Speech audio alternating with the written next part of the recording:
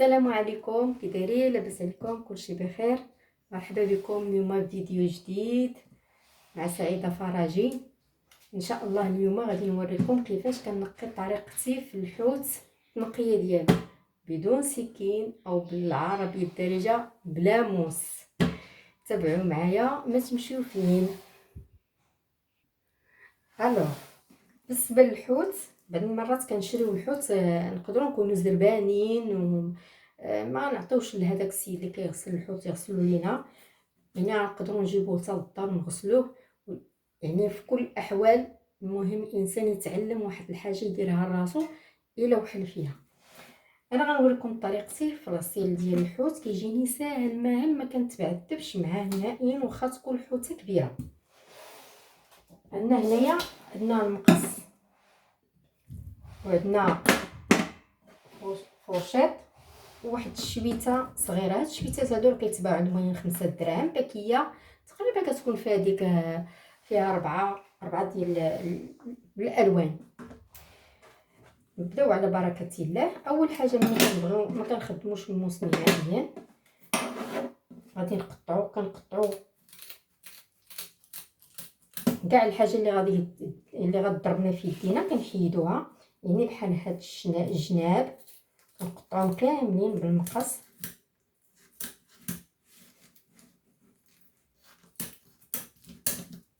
كتجي ساهله واخا يكون عندك مع شحال من الحوت، هي كتسربيه ما كتعطليش وما كيوسخلكش الكوزينه بدوك القشور اللي كيطلعوا. حاولي حتى هادو نحيدوهم واخا نقصوا منهم غير باش ما يضربوناش في يدينا ونكونوا كنكرطوهم. انا نتوما كتشوفوا مديره لا صبايط لا والو.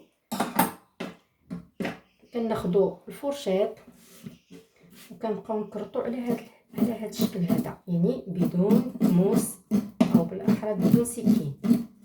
وكنمشيو ما كنمشيوش هكا نيشان هكا الا درنا كله غادي يطير لينا القشور. هنا حنا ما كنمشيو على جنب، كنمشيو هكا جنب وما كنستغرقوش الوقت، يعني بواحد الصوره ودغيا تطير لينا القشره احسن من الموس. غير بالفرشيط ومنها حتى الحوته ما كتجرح ما كتخربش لينا بالموس ما والو. كما كتشوفوا حتى القشور ما كيطيروش، تيبقاو في بلاصتهم كما كتشوفوا.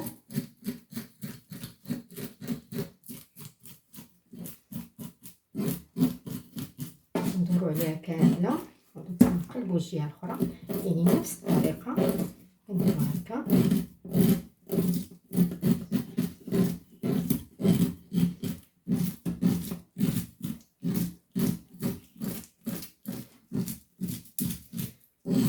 تابعوا معايا. بالنسبه للمبتدئات اللي كيوحلوا في تنقيه الحوت، مثلا راجل كان مزروب جابوه على غفله وحطوا ليها وزاد، ايوا هذيك الساعه ما يمكنلهاش تبقى تشوف فيه كيفاش منين غتبدا ومنين غادي تسدي.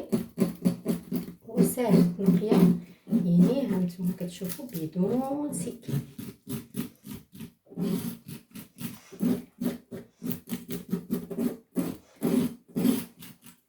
كما كتشوفوا هانتوما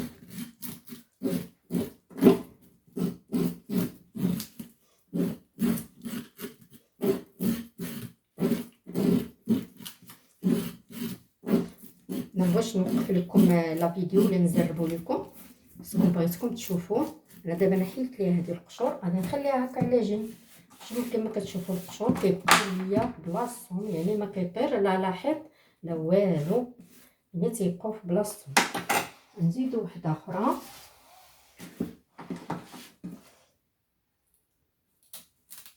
نقطعوا ليها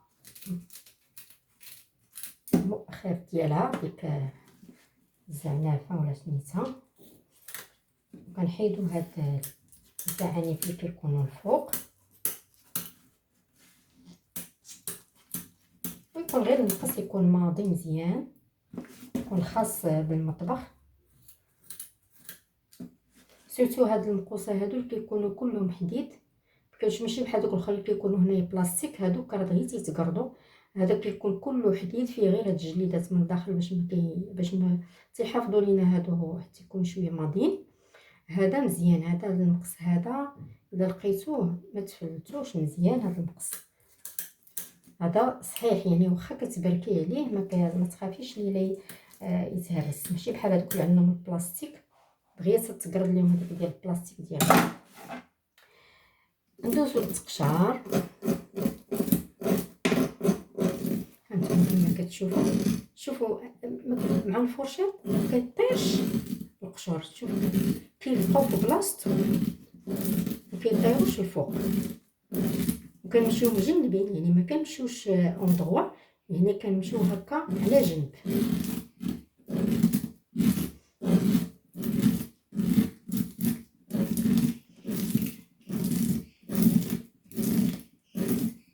وبسهوله واخا قلت لكم واخا تكون الحوته كبيره، هادو حاولوا هادو حتى هما كيكونوا بعض المرات ماضيين، طويهم هكا من هكا وحطي عليهم بيديك وحد ضربيو هذه حتى هي حطيهم منها، حيت هذيك اصلا غادي تحيد حتى هي ما تبقاش.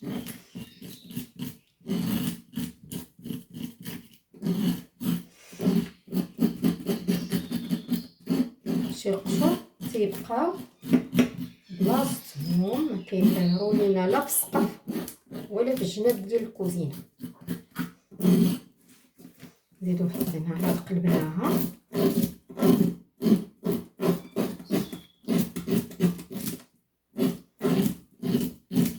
بطبيعه الحال. ملي كنساليو كنضيفو الكوزينه بجافيل، لا بد من جافيل ملي كنساليو الشغل ديالنا. كما كتشوفوا ما كاينش هذوك القشور ما كيطيروش، والحوته كتبقى الجلده ديالها مزيانه ماشي بحال الموس تيقدر يجرح علينا.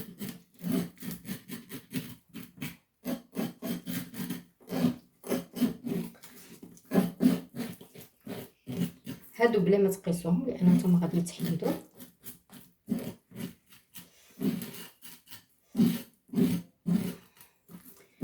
حنا دابا حيدنا هاد الشيء، حنا دابا حيدنا القشور كما كتشوفوا.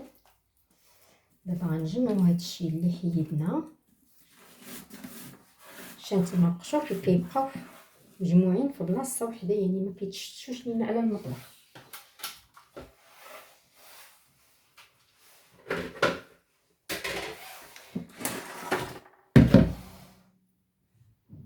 سمحوا لي انا باش نوريكم كل شيء.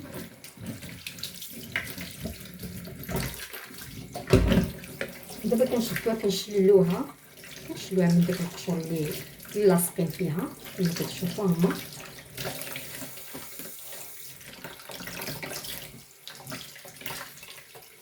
دابا حنا عاد غادي ندوزو الحشوه اللي كتكون داخل.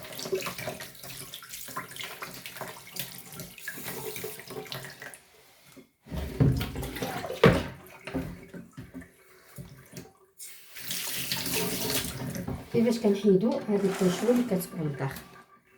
الحشوه اللي كتكون الداخل حنا كنديرو لهادو هكا ونخشيو يدينا من الا قدينا نقطعو هذه بيدينا جاتنا قاصحه كنستعملو المقص. كنخشيو صبعنا هنايا كاينين الغانغ كنخشيو هنايا لداخل في الفم ديالها وكنجبدو هادشي كيتجبد كامل، يعني كاع الحشوه ديال الداخل ديالها كتجبد. كنحاولوا ثاني نوسعوها من هنا.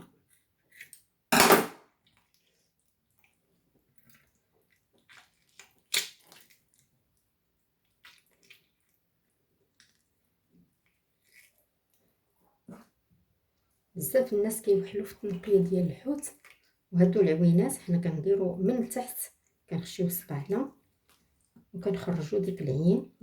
تحاولوا ما تخليوهاش تبكس لكم في يديكم باش ما كتطلقش لنا ديك الكحوله. انا مازال معكم نبين عاوتاني الاخرى كنوسعوا ليها النغانغ ديالها.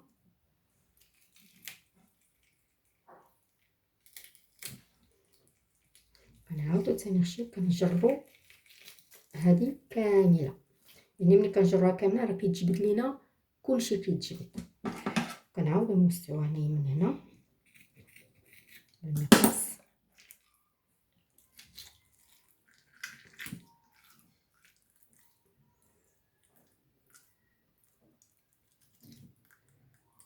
كتشوفوا حيدوا ثاني الكوينات.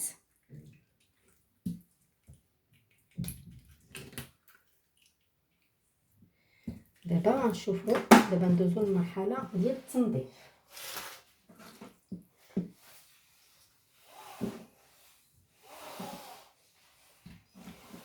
دابا باش غنظفوها من الداخل، يعني ما كنحتاجو لا سكين لا والو.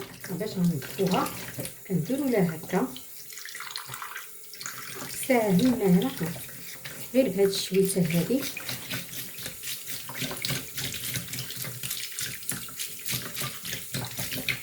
كتنظف مثلا كما كتشوفوا، ما كتبقى فيها حتى شي حاجه من داك الدم اللي كيكون داخل الكبد، حتى نبقاو ندرزو معاه. كاين بعض الاخوات كيبقاو يدرزو معاه بالموس، ولكن بهاد الطريقه هذه ديال هاد الشيته هذه كتجر لينا كاع دوك الخيوط وكاع داكشي اللي كاين تتجرو. كتبقى حتى شي حاجه كما كتشوفوا اللي كتولي نقيه كتشعل من الداخل.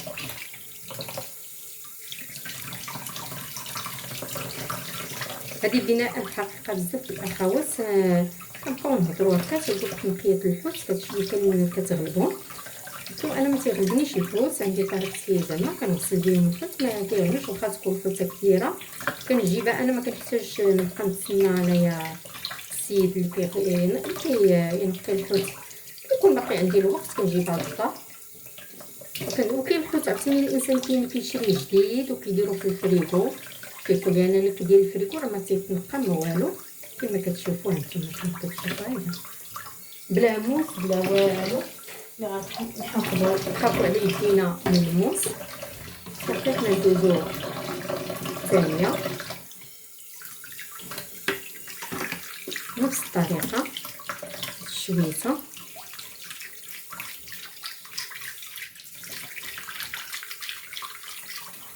هادو راه كتباع فيهم راه البكيه راه فيها زعما، يعني الا خسرات لك وحده راه تجبديها فيها. البكيه راه فيها شي 5 ولا 4.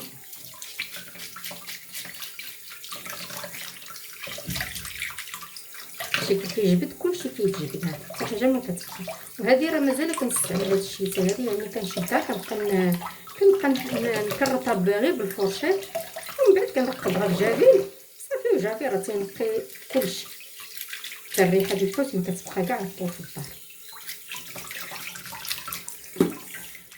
هانتوما كتشوفوا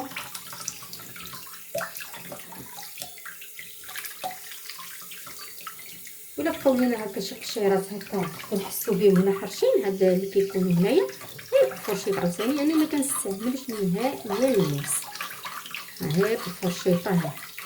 ما كتخافي لا تضربي يديك لا والو.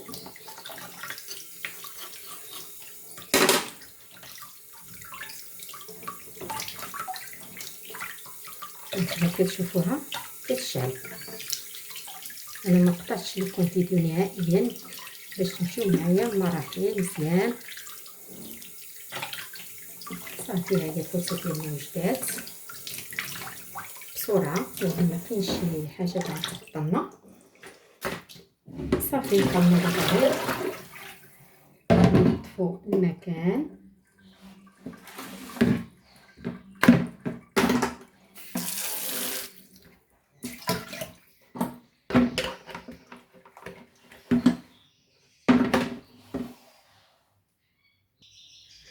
انا ساليت الحوتات ديالي كما كتشوفوا هما بدون سكين، هما كيشعلوا. شوفوا من الداخل كيبقى لا دم لا حتى شي حاجه فيهم، يعني اسهل ما يكون. نتمنى انايا طريقتي في الحوت تعجبكم، الغسيل ديالو تعجبكم، طريقه سهله مهله. ولا عجبتو الطريقه ديال الحوت الغسيل ديال تنظيف السمك يدير ليا ابوني والضغط على الجرس باش يوصلوا كل جديد. شكرا لكم، شكرا على المتابعه، وشكرا اللي كيشاهد كاع لي فيديوهات ديالي، وشكرا على التعليقات ديالكم. وبكم نتوما حنا كنوصلوا ان شاء الله، وكنزيدوا نستمروا ان شاء الله. ونعطيوكم المفجعه ديالنا ان شاء الله. شكرا لكم، شكرا للمشاهدين الكرام. استودعكم الله الى وصفه اخرى ان شاء الله. ان شاء الله غادي نوريكم الطهي ديال السمك، كيفاش انا كنطيب السمك في الفرن ان شاء الله في وصفه اخرى ان شاء الله. السلام عليكم، دمتم بخير.